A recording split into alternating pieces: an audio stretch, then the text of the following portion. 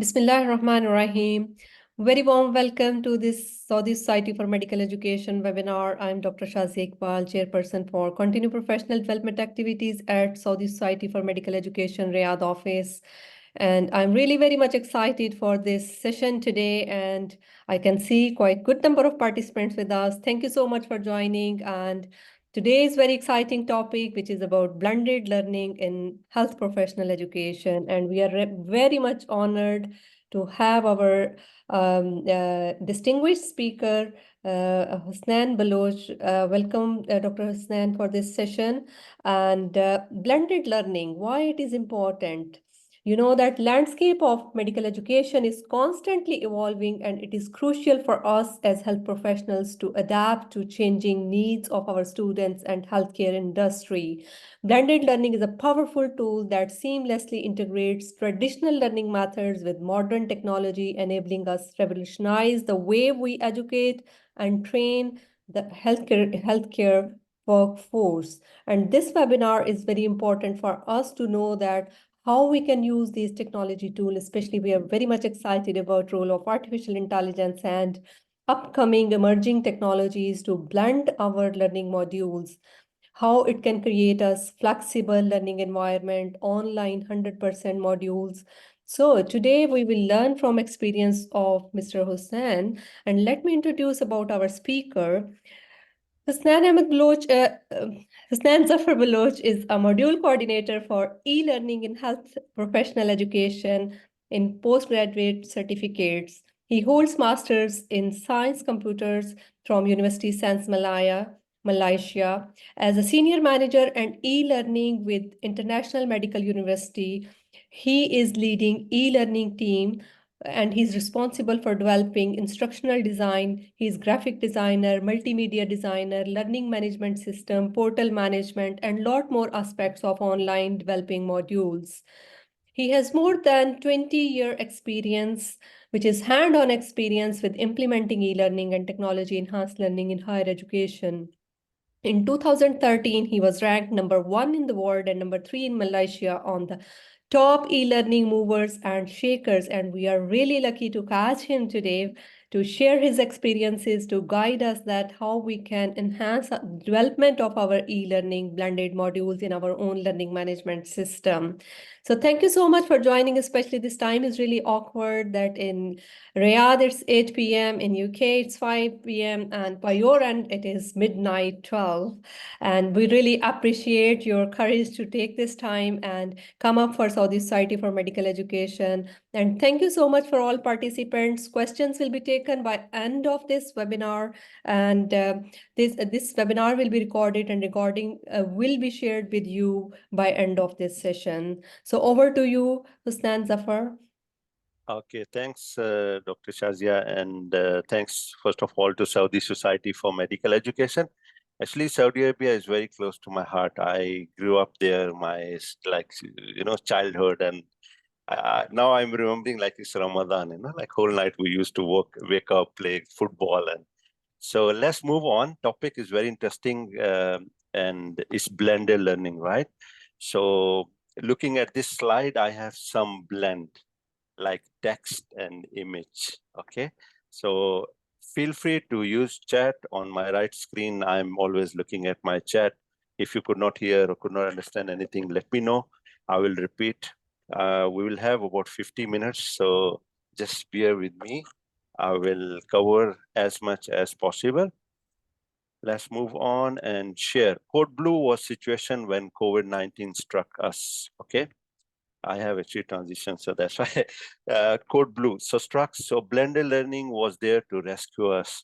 So those institutions who were very familiar with blended learning, it took them just few days and they switched their teaching and learning mode to completely online.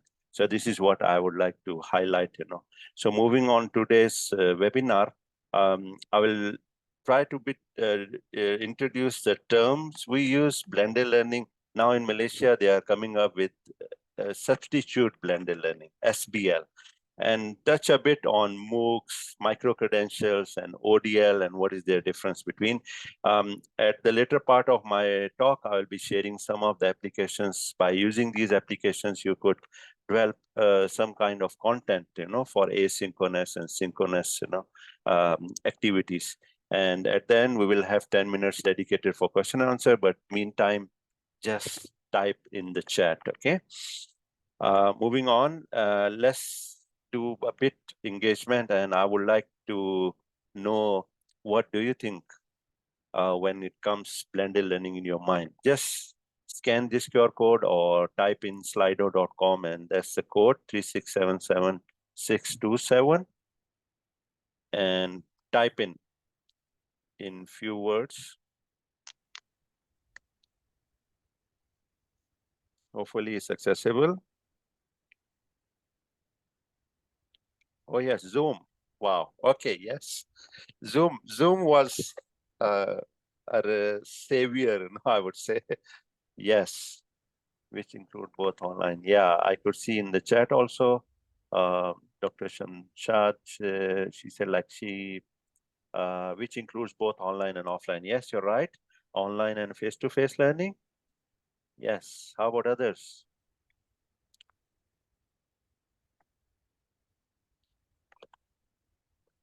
Blackboard learning. Yes. LMS. Yeah. Combination of multiple things. Yeah. So I can give you a few more seconds and then I will move on. Okay. Someone is still typing, so I can give some extra time. Yes. We are all right. Yeah. E-learning. Yeah. Part of blended learning, e-learning is part of that. Okay. Yeah. Hybrid, virtual plus in person. Combined of traditional and online learning. Yes, very good. All are correct. Well done. If you are on face-to-face workshop or webinar, I normally distribute chocolates or tamar. So just well done. Okay, mix of both offline and online. Yeah, flexibility. Very good. That's very important feature when we are talking about hybrid classrooms or hybrid learning. There must be flexibility. Yes, now it's very active. So thanks for taking part in this poll. So let's move on. I think everybody is on the same page. Personalized learning, yes. Sometime yes, but you need to spend time in profiling. I will be sharing one framework uh, by my guru in ODL called Prof. Rozan. He have actually invented that framework. Very helpful when you're talking about personalized learning and when we are actually implementing blended learning. Okay, let's move on. This is the word cloud I got from internet. So you could see that technology is there, online is there, books, gamification, skills, flipped, paths, learning paths, and many more, like mix of face-to-face and informal classroom. But key ingredient would be how we could seamlessly integrate all these different types of learning modes. So if we successfully integrate, then students will have fun, and they enjoy all different types of learning, which we just now mentioned. So just very basic definition, like when we are talking about blend, even when we were on campus before COVID struck, we are already, practicing blend of learning, like face-to-face learning, certain things we upload on Blackboard, someone just now mentioned, or learning management systems, and we ask students to go access, and e-learning, distance learning, mobile learning, flexible learning, open learning. So there are many terms. So how we could nicely blend. And in one of the work conference, I changed topic of this, how to find correct blend. Later on, I will highlight how this will assist us. Now, just go back to in history how we get the emergence of online learning over the time and when we started blended learning. So if I will just move on, everybody knows Khan Academy, open educational resources. There are a lot of open and distance universities.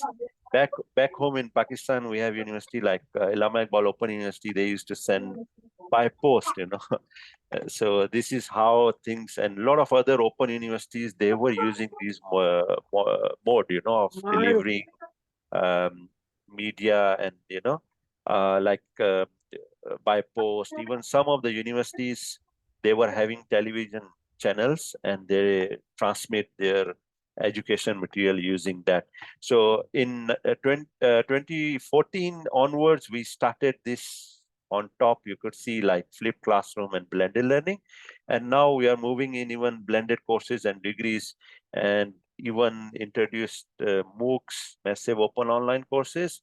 Now trend is moving towards more micro credentials, short degrees or nano degrees. So that's where how we could blend in our program by having all these different types of degrees or courses. So that is one aspect of blend. So let's move on. This is what we were discussing, and my first poll question was almost same. We have face-to-face on extreme left, then we have computer aided or computer assisted classrooms where we have some kind of programs which will assist us in delivering our content. And then we have mixed mode, part of our course can be delivered face-to-face fully, and part of our course or content can be delivered using online. And this is where when we use electronic devices, we are in e-learning area. And then fully online, for sure, you need e-learning. And when we have mixed mode, classroom and online, we started distance learning. And overall, across all this, an extreme right one, which I was telling you, like some of the open universities, they still practice sending printed materials by post to people living in a remote areas. They don't have even internet. They don't have even ICT or electronics. They will just have like this kind of audio tapes even, or some kind of printed materials, or even using video conferencing the way we are doing now. Okay. So now here in Malaysia, this is a slide I borrowed from UPM, University of Putra, Malaysia. They have successfully implemented a guideline given by our accreditation agency, Malaysian called MQA, qualification agency, which actually accreditates each and every programs we have. So here we start with portion of content delivered online is actually 0%. Then we move on web facilitated. So less than 30%, if you are having web-based or application-based facilitated, you are still doing face-to-face, And then more than 30%, then they start coining in this term. And this may vary from country to country, okay? So this is in Malaysia. Anything more than 30%, we are moving into blended learning. And anything moving more than 79%, that we label that as even ODL, or moving towards hybrid, and then ODL, or open and distance learning, okay, or fully online. Okay, so this is how you can, now it's all up to you in your available resources, your infrastructure, you can adjust this ratio. Okay, now just to touch a bit, I don't know how many of you have heard this term, substitute blended learning. Yes? No? Not really. Okay, so in Malaysia, 2020, yeah, during COVID, this term's very popular. And now for government universities, okay, so no, let me explain to you. It's a simple concept. It's just when we are using substitute blended learning, so it's not going to replace our online activities, okay, or face-to-face activities. It's just giving us a substitute or additional material or resources or activities for students to use that and cover up. So nowadays in Malaysia, they are forcing like our Ministry of Education actually putting this guideline for government institutions to move to include substitute blended learning. So whatever in the previous slide, you have some percentage, how we could still push certain face-to-face activities to online, and that would substitute your contact time with students. And the advantage of this substitute blended learning would be, like if you are attending a conference, this is just one scenario I'm giving. You're attending a conference for 5 days and you have teaching and learning activities. You could replace your actual teaching and learning with substitute blended learning activities. So this is one of the benefit I just shared. Okay.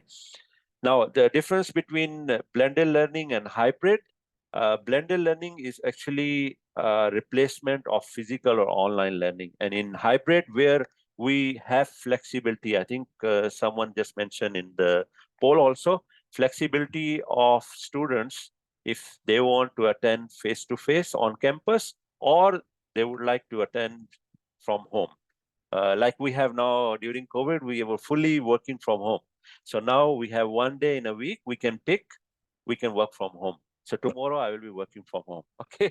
Because it's already early in the morning. So similarly, we give this flexibility to students to pick their space. They want to come on campus or they want to log in, then we need to prepare the infrastructure, and it's mostly synchronous activities, okay? So hope is clear, right? So let's move on. Key components of blended learning, and this slide is made with Gamma. Gamma is actually AI-enabled content designer or developer, okay? So normally, whenever I design my slides, I do ask Gamma, and I just compare anything I miss out. So this was the slide which I miss out, so I just copied it, okay? So key components of blended learning, online content. So that's very important. So you should have. Now, what ratio, it's all depend on your country or your infrastructures you have. If you have a proper e-learning department, then that department could assist you in converting your existing material to fully asynchronous online content. And then engagement comes in. So where you need to make sure that variety of activities should be incorporated to engage participants or audience. Okay, thanks, Ahmed, for clapping. So I don't know for what purpose you clap, but thanks. So this is how you could actually chat in online webinar. It's very important for engaging audience or our learners. And this is how you could blend between different types of activities. And then integration of offline, online, in-person, off-campus or in-campus activities. So in Singapore, they have successfully did for primary school and secondary school. They have given devices and they got consent and, like all papers signed by the students and the parents. The students will bring back those devices. So whatever activities they will be doing at home, that would be synced when they will go next day in the school. So this is how seamlessly they integrate informal or whatever activities students will be doing using that device in home or at home and in the school. So this is how the integration is very important. Okay, let's move on. Facilitation in 21st century. So last time or currently we are very much into who is our classmate, who is our cohort. Okay, so now we are more on, I just use Facebook, okay? I have to disclaimer here, I'm not getting any question from Facebook. Facebook is just for social media, okay? So any social media. Now look how we are learning. This would be my 16th session for this year. I will be actually doing, awkward time, but that's how we learn, because of this social media, I would say, because of this web conferencing tools. Last time what we used, I'm still using PowerPoint, but some of our open educational resources are getting very powerful. And previous slide, I actually got it from AI Enable. Then when there was last time fixed schedule, timetable, now we are giving flexibility, most of our lectures now are recorded in my international medical university. So if anyone due to medical reason or due to any reason could not make it, they could go and watch the recording. So now time is not as fixed as in the past. So last time was very much focused on degrees, and I was telling you when I was showing that diagram, now people wants to come with upskilling for knowledge. Okay, and even certain CPD points, maybe you will be earning after completing this webinar. So this is how you focus is changing. The value of degree, there was one conference I attended, our senior ministers from Ministry of Education and technical or vocational, ministry, they were saying now a lot of students after primary, secondary, they will be focusing more on micro credentials or short courses. So this is how things are changing. Last time was where we do this facilitation mostly in universities. Now I think most everywhere we are doing that. Last time was alone, like how we do. Now you see these slides, whichever I prepared, I have shared with my Facebook groups, and I asked them, can you please comment, and we could incorporate multimedia also, like video and all that. Okay, hope everything is clear. Can everybody say yes in the chat? Just say yes, yes, if everything clear. If not clear, just ask. Yes, yes, okay, that's great. Alhamdulillah, thanks. Okay, that's good. So you're all here. Good. So now, formal definition of blended learning is simply the mixture of different forms of education or training for single purpose. Okay, so one objective we want to achieve, or outcomes, different types of forms. Okay, thanks for the feedback. Right. So blend can constitute any mixture, like face-to-face virtual classroom or standalone e-learning content, like reusable learning object. You can design that. They can watch while driving, even, like podcasts, okay? Or while waiting for appointment, or whenever they have a time, it's a short nugget for learning, they can watch, okay? Moving on, slightly different definition, okay? Which Prof. Razan also agreed. He's a professor for technogogy, not technology, technogogy and ODL. So what he said, we can blend not only the delivery mode, but even the material, like website, books, email, forums, or blend maybe mixture of strategies like constructivist, behavioral, informational, cognitive, or any other theory you want to mix and apply while delivering this content. Okay. Now, this part, I like this slide, and most of my workshops I shared this.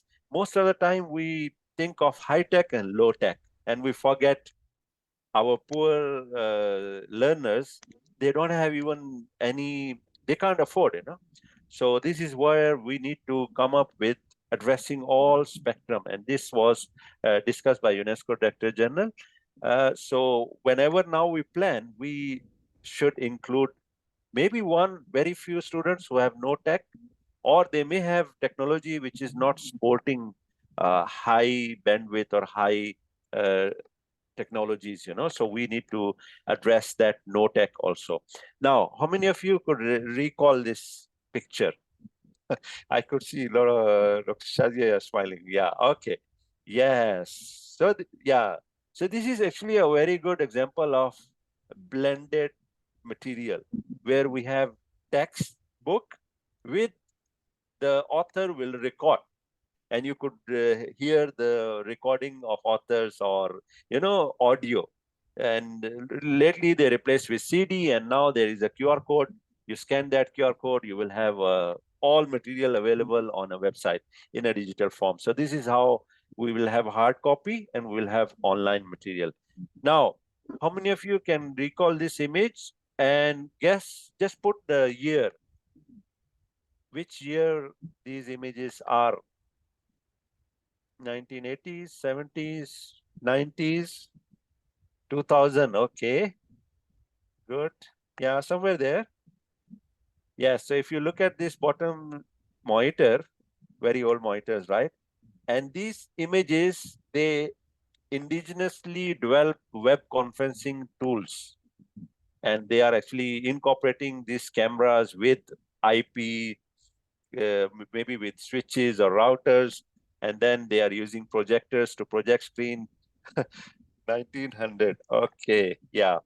But thanks to Zoom and thanks to web conferencing tools, with one click, we can connect. Okay, so let's play one video. It's a bit long, but it's still very useful. So just try to listen. A lot of good, although it's in a primary school or secondary school, but a lot of good ideas shared. And maybe in the chat, you can mention anything you are implementing in your institution also.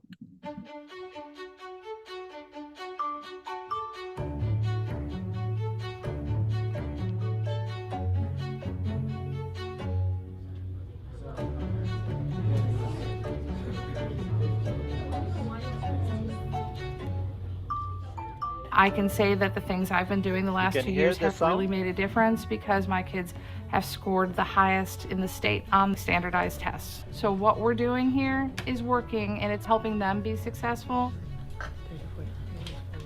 We define blended learning as the combination of digital content and activity with face-to-face content and activity.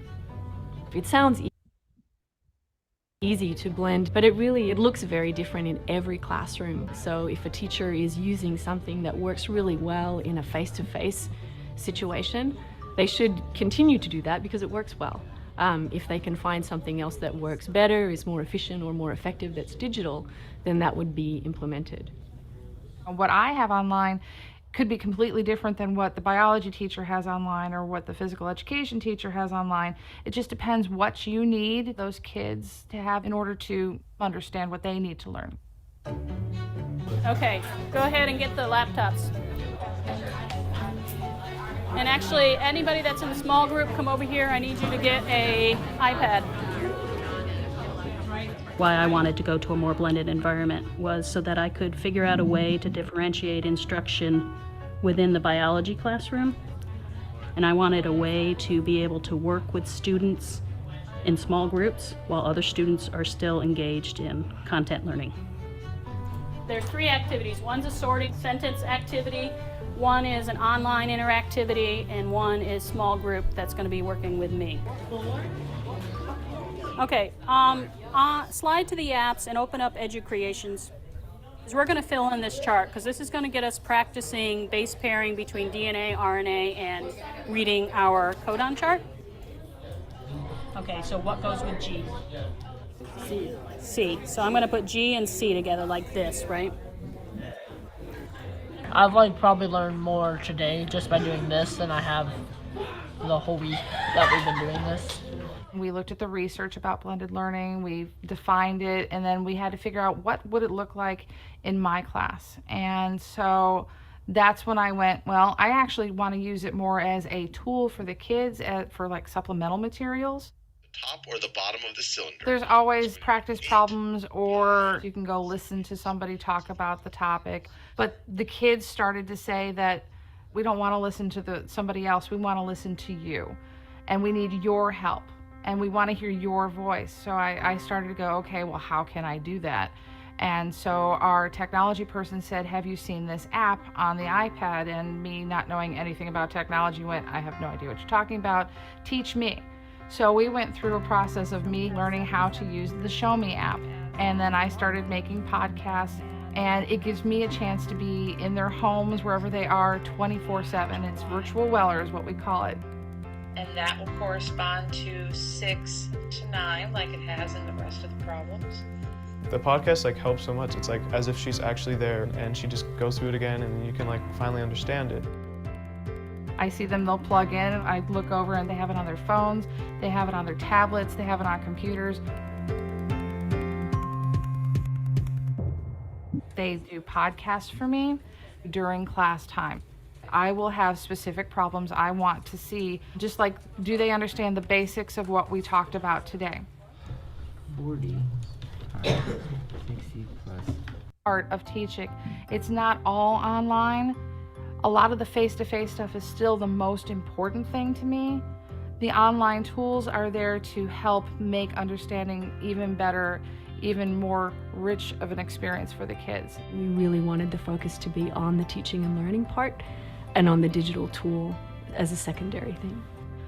Kids don't always get it the first time, or the second time, or the third time, and this allows different ways for those kids to get it. The pass rate for my kids the first year was 75%, and the second year was 93%. The state average is somewhere around 60%, so something's working for these kids.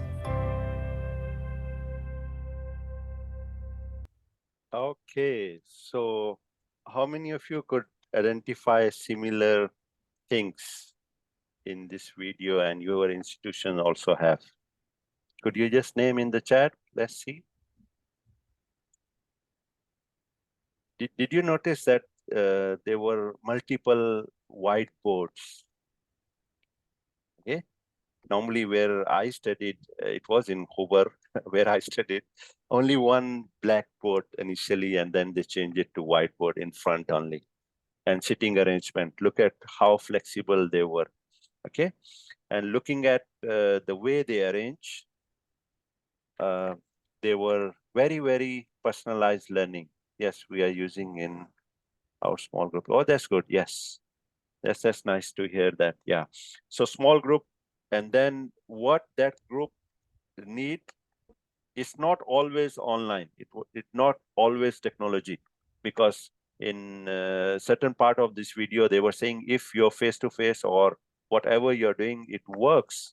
Don't just for sake of using technology, incorporate in technology, and then you will struggle. You will face more different challenges, okay? Now, they were saying some apps, just to repeat, Nearpod you could use for iOS and even for Android. Show Me is the app, very good app where you could annotate and all that, and you could even come up with the podcast. And one more thing, they notice, and I could see also, although I use this video also, so hopefully for webinar workshop, okay, but in class, they would prefer to hear from you. They don't want YouTube videos. They don't want people other than you to explain. So what I would suggest, if you have a very good content, use that, but at the end you add in the summary or brief or contextualize those resources according to your curriculum or your school or institutions or your learners, okay? Anything else? Yes. Anything which like excites you in this video? Maybe use in chat. You can give 20 seconds and then we move on. So what I always ask my faculty or colleagues at IMU, like in schools, if they are exposed to this kind of technology, so in university, we should have even higher level, So we should be actually, rather than making them bored with traditional, interaction through devices like laptops and iPad, yeah. This is very important, and that's what I would always use this term, seamless integration, okay? Like how we could integrate whatever they are doing on the iPad, and then they move on to the notebook or laptop, or they will move on to do something physically, like paper and pencil. So all this need to be seamlessly integrated somehow, okay? What is Show Me app? Okay, it actually gives you power to annotate, sketch on top of anything. There was Explain Everything also, one app, very powerful, very simple, but I always recommend all Apple users to subscribe to that. Yeah. Teacher admitted lack of knowledge about app. Yeah, for sure. That's where our e-learning or IT department should come in and assist. And these kind of, thanks to this society, who arranges this kind of webinars, maybe we can convert it into workshops for 3 hours, and then I can dive into one or few apps, ask you to use these apps. So yeah, you're right. We need to learn this app or technology, right? Please share link to this. Okay, so I will be sharing, okay? Maybe at the end or later stage. So let's move on. And what are the key questions before even you implement blended learning, right? First one, what program in your organization or institutions are best suited for blended learning? Not everything you need to convert to blended learning, okay? What modules most appropriate for your institutions? So it all depends on resources, availability. Like just now, one of our colleagues was saying, like it's difficult to learn about new tools or technology. Sometimes there is no training available in the institution. So you have to identify. There will be certain faculty in a school, they are more IT savvy. So let's start with those. What support mechanism? This is what I was just now briefing, explaining about. You need a proper support from IT or e-learning department for faculty, for students. Then how can blended learning become an effective mechanism? So maybe it happens like before, whatever you were doing was effective, and suddenly it's a wave, like everybody's doing, let's do it, without properly doing the readiness test, checking the need analysis. So what will work for you? You need to do, are we ready? Okay. So this is where you need to check test before you convert or implement blended learning? How will you assess the impact? So there must be some research also should be there whenever you are incorporating new technology or even changing some delivery methods or mode. There must be some data analysis or capturing, and then check what works well.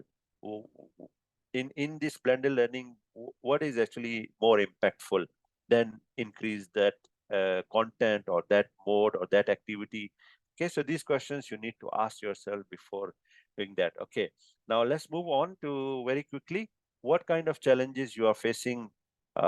No need to name, it's anonymous, so you can say anything. Okay, I won't be reporting to your teams or your management. It's just I may have some solutions. So let's see.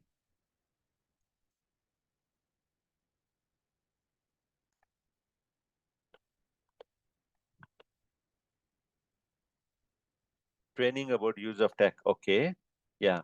So let me share with you, like YouTube is very good, readiness of culture. Wow, very good.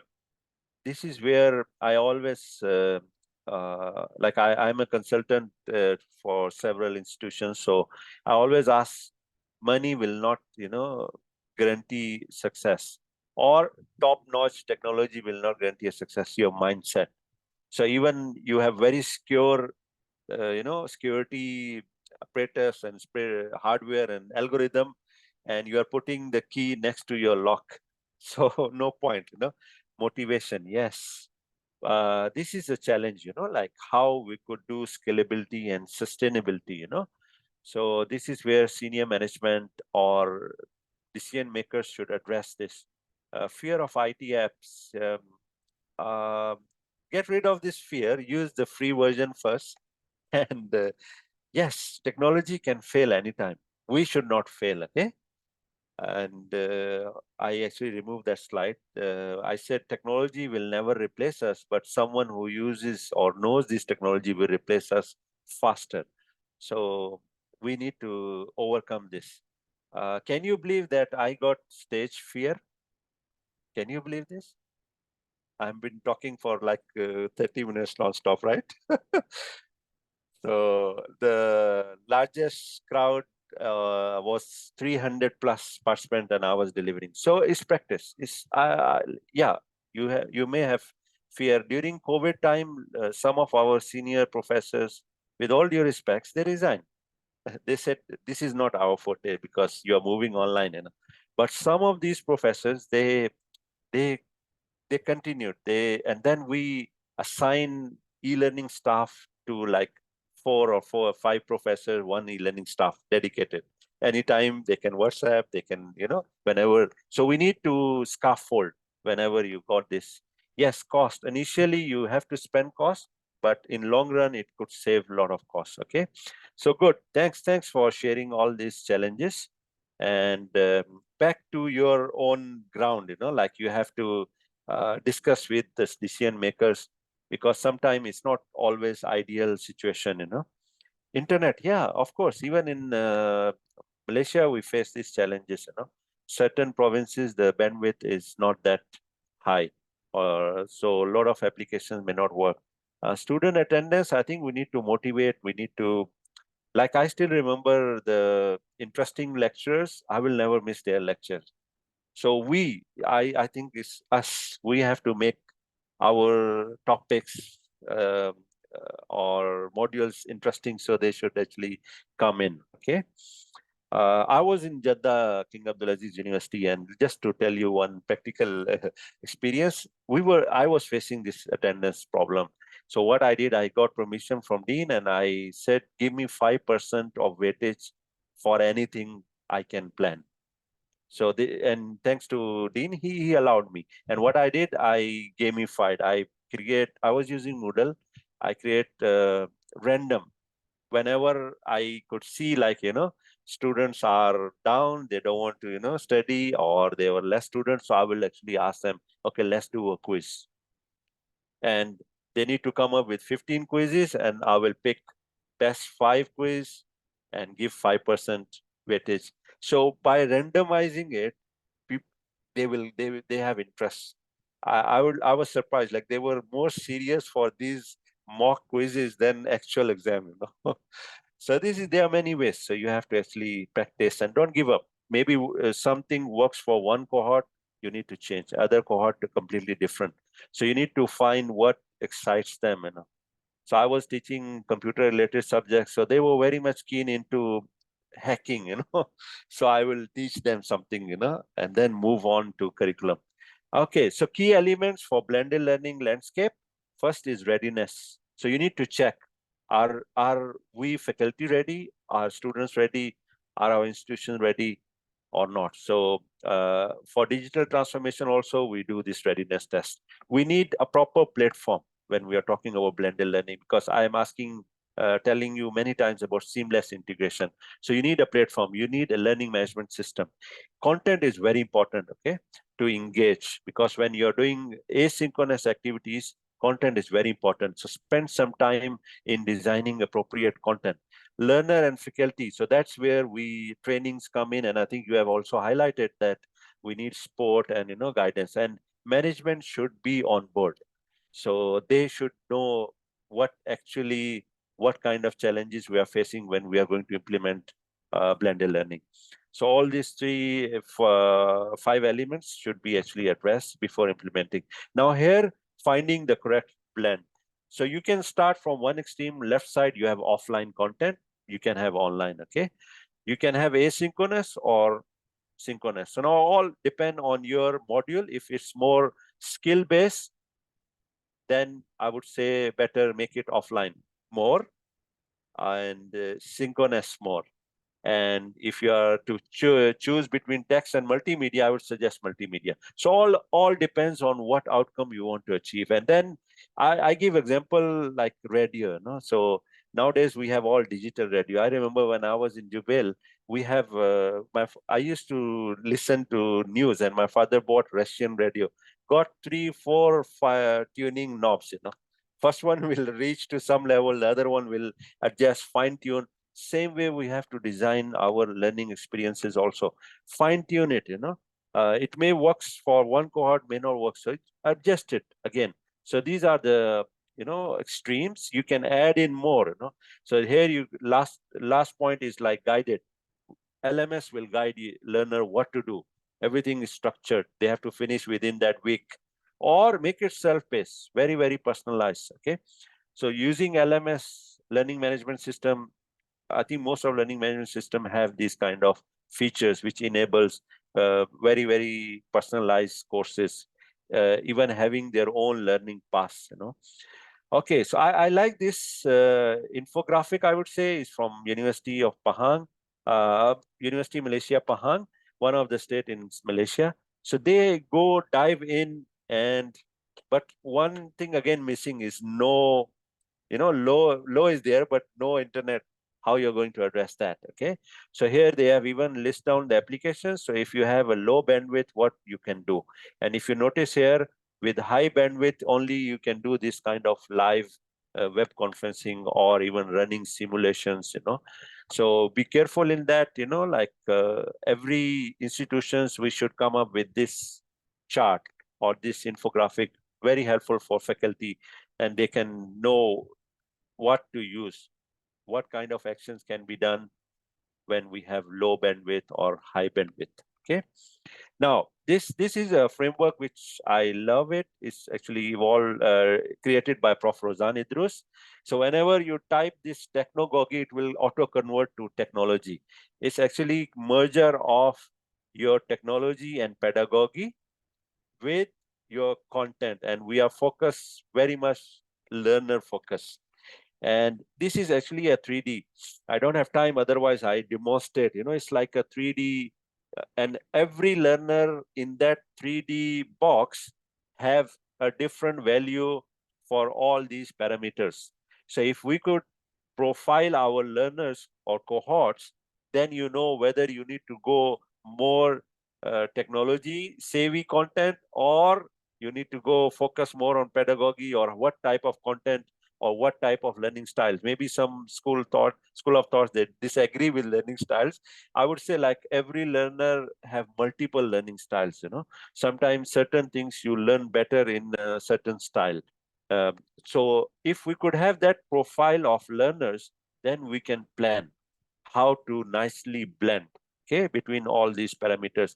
Full frameworks, and he have successfully implemented for more than 3 or 4 national universities. So if anyone interested, I can actually give you the templates which you can fill up. Start with designing, identifying which activity you need to move to more technology or online, and which activities you can still do as you're doing normally using this framework, okay? Or you can Google it, Technogogy, Prof. Rozan Idrus, you will get all publications there. Okay, sure.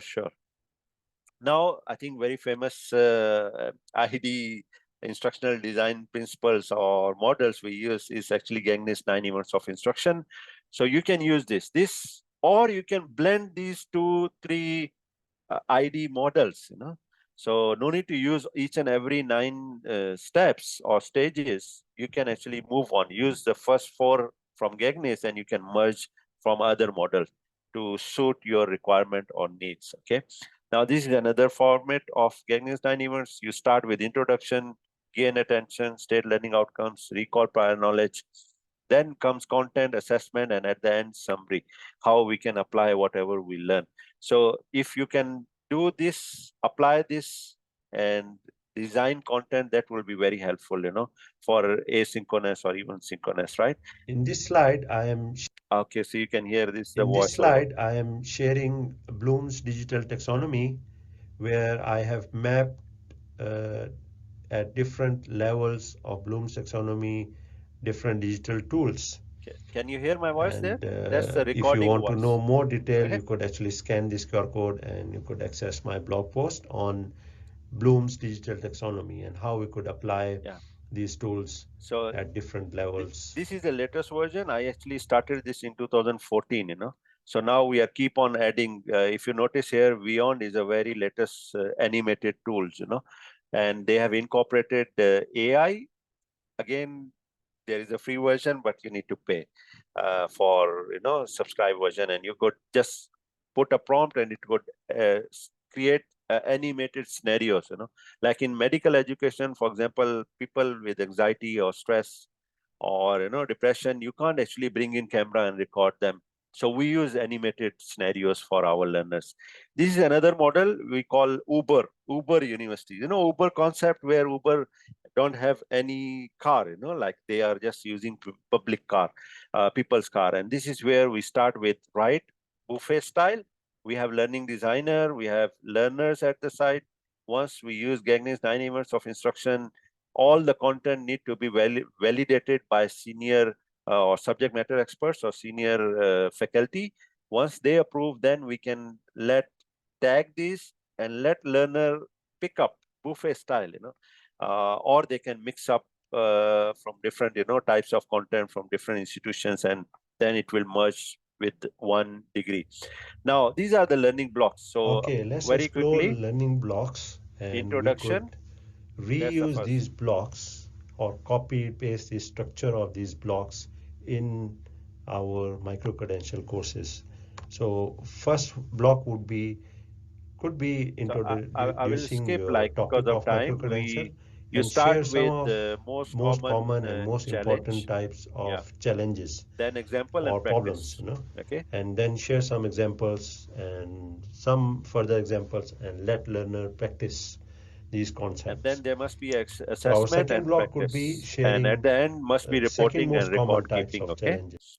So now here I'm diving in video-based content, because most of us, our learner, this is a study also in research, they learn faster, like by having this video-based content, okay? You can start with the simple basic interaction where we have voiceover using PowerPoint. We can use screen capture, we can have live cast, like just now what we are doing, because I can see, you can engage with facilitators, you can ask your questions.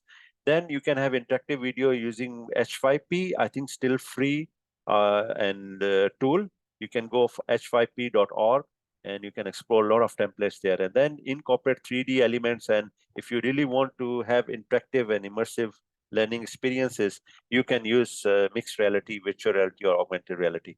These are few different tools which you can use. Beyond, I already explained, Blender is for 3D and Sketchfab for 3D models. A lot of models will be free. You can download, and if you are well familiarized with Unity, you can even add in interactions, or even H5P. This platform, you can have templates, so you can incorporate those videos or 3D models and add in labels on them. So this is where you could come up with more interesting, rather than just using slides, Canva, I think everybody knows that. So I'm moving on to the tools now, okay? Canva already incorporated AI enabled, so you can give the prompt and they can design for you. Camtasia, I think way back when I was in Saudi, I used to use this, and even in current institution, we have that. But we are now moving, like even PowerPoint also have a lot of features like Camtasia, okay? Now, another graphic designing or video editing tool, okay?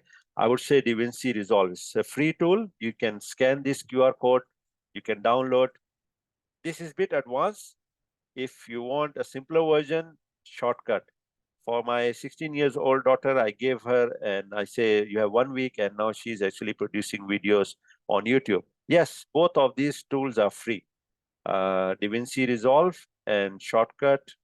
H5P is also, Canva is also free version. There's available. H5P is also free. Okay. Shortcut, very powerful, very simple for video editing and putting labels and all that. You can actually design content. Let's move on, sharing some of the case studies, the success stories. This slide is designed by Gamma, okay? We got in 2017 by Ministry of Education in Malaysia, given us a chance to convert our 30% of courses to ODL. So we have certain courses were very traditional. Certain courses were, I would say, blended mode. 30% online, 70% still face-to-face. And these courses we have converted to fully ODL, open and distance learning. So this is one of the success story, and now we are moving to maybe 10th program, converting from traditional to open and distance. And if you scan this, just click join in as a guest. There will be free trial short courses for different programs you can try and explore. Now, here we got the scenario. During COVID, everything was locked down. Our students can't even clear patients. Our students were not allowed even to go inside hospital. So bedside teaching, very difficult, right? What to do? So one of the clinician, ENT surgeon, Prof. Shahid, he contacted me and I said, okay, let's do something. And we converted online bedside teaching, okay?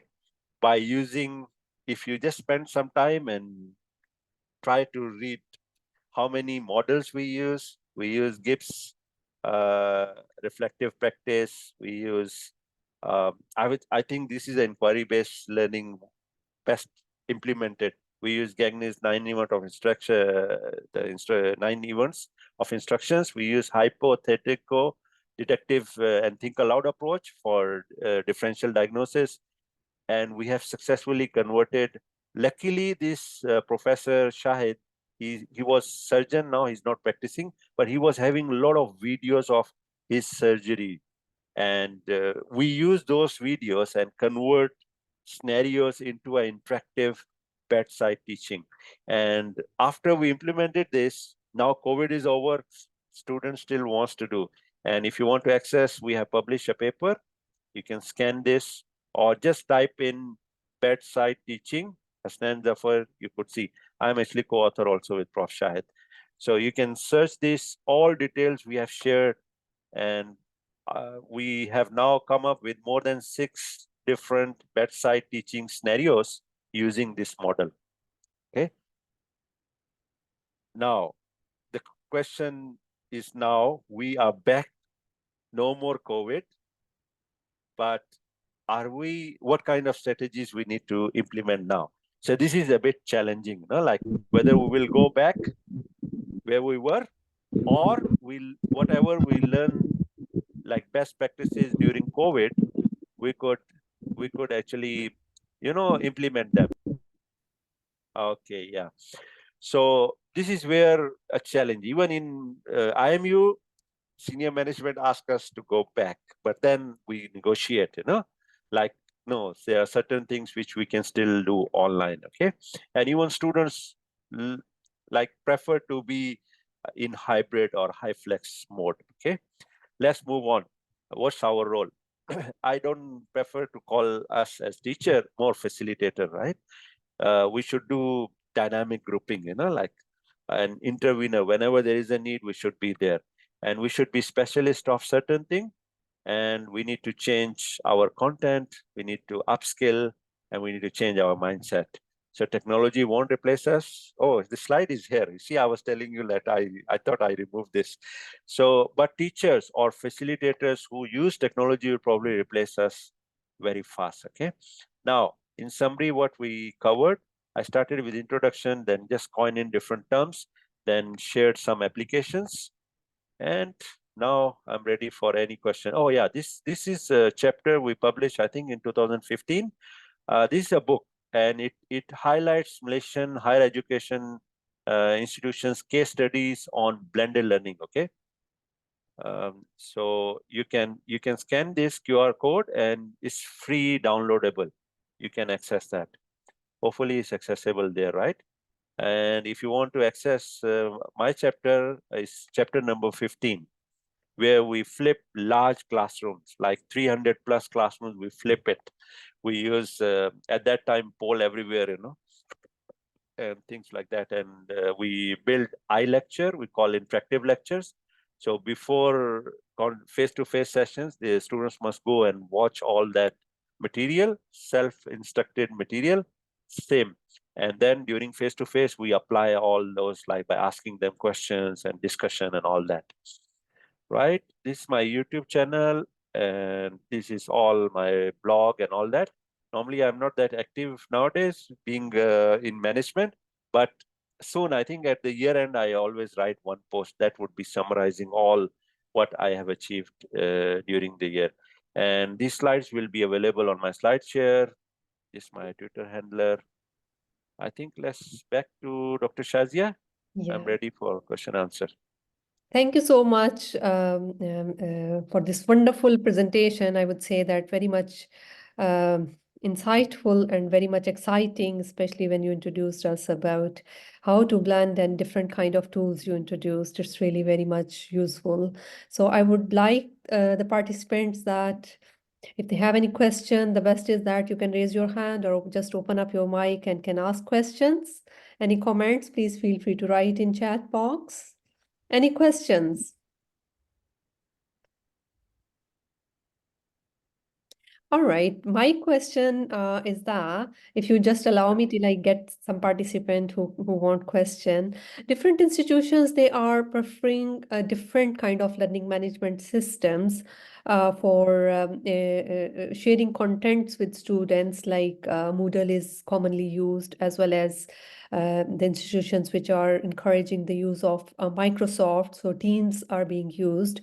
So if I asked you among these two, without any political or financial comments, which one is the best one? Because we are really struggling at the moment, our institution, to build one platform so that students and tutors, they focus on one platform. Yeah. If I answer simple answer, any tool, the chalk, I'm going back when we're using a chalk on a blackboard, that chalk to me is a tool if it solves our problem. So any tool which addresses your challenges is the best tool. Now, you mentioned about Microsoft Teams and different LMS. I would suggest students being in this generation, they don't like jumping from one platform to another platform. So I would suggest you to integrate them with single sign-on. And IMU, at my institution, we have successfully integrated Microsoft Teams with Moodle. And yeah, so Microsoft Teams, they are picking up, they are adding a lot of teaching and learning related activities because it was meant for business community. But now they are coming up into education. Yeah. That's really great. So a lot of appreciation is there in chat box. Thank you, thank you, thank you, thank you a lot. Any questions from participants? I would strongly encourage you to ask questions, otherwise I'll keep on asking. I'm sorry. I'm very much interested in use of AI tools. So in your experience, which tools you will suggest us if we want to develop a course? For instance, I want to build a course or mini course, maybe 4 weeks course, micro credential course. So which app you will recommend which can help me to quickly build my course? Wow. Not one app. I would suggest multiple apps, you know. First, for lesson planning, you can start with ChatGPT or, you know, generative AI, large language models, and then you could get the lesson plan fixed first, what kind of activities and all that. And after that, you could use Gamma even for individual slides, you know. But if you're going into video-based content and animation, then beyond, so you need to use multiple tools, you know, not one tool which will fix, you know, everything. As a beginner, what you suggest to improve AI skills? Just attend webinars and, you know, learn, pick few tools. I think let me share one tool if you allow me. Is that okay? Yes, please. Or you asked actually before one question, so let me Yes, put please you. share those tools, especially AI tools which are free and medical educators can use to create their lesson plan or even blended learning modules. For instance, you mentioned that there are tools which can help to make presentation, as you mentioned. So is it free to download? Because most of these apps are they after 1 or 2 presentation they start asking for money.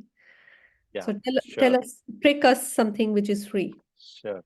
So let me share with you this website. This should be your referral. So All right. Prof. Jane Hart always every year did evaluation. You can take part also. I last time also submit my top 10 tools. So when you click on this, you see they have different tools. Sorry.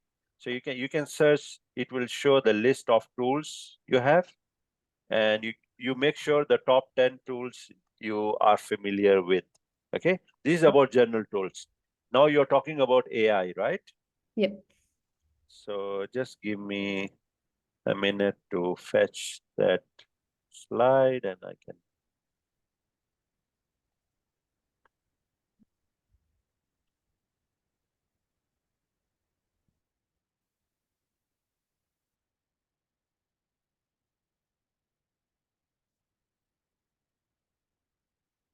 Okay, just give me a second and I can show you now. So this is the tool I use, Imagine.art, generating graphics. Okay, Imagine.art.